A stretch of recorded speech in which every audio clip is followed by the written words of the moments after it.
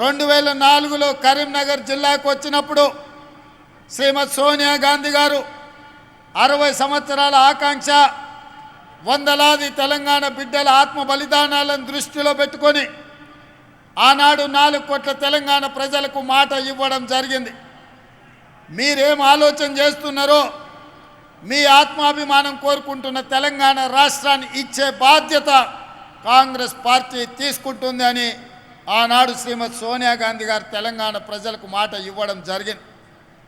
ఆ మాట నిలబెట్టుకోవడం ఎంత కష్టమైందో మీకందరికీ తెలుసు.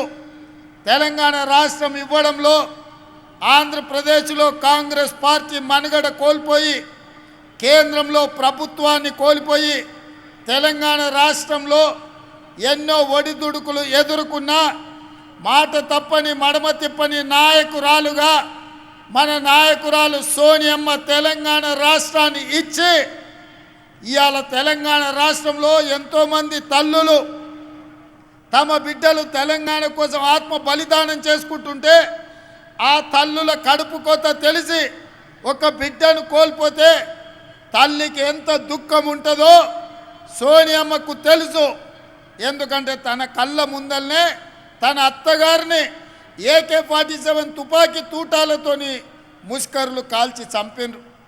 తన భర్తను తమిళనాడులో ప్రజల మేలు కోసం పర్యటనకు పోతే మానవ బాంబులై రాజీవ్ గాంధీ గారిని బలి తీసుకుంటే కళ్ళ ముందు భర్తను కోల్పోయిన దుఃఖంతో 2 చిన్న బిడ్డలను ఒళ్ళో పెట్టుకొని ఈ దేశానికి నాయకత్వం ఇవ్వాలి, ఈ దేశంలో ఎవరి కుటుంబం కూడా కుటుంబ సభ్యులను కోల్పోవద్దు, ఆ దుఃఖం ఎవరికి ఉండొద్దు అని ఆలోచన చేసింది మన నాయకురాలు సోనియమ్మ.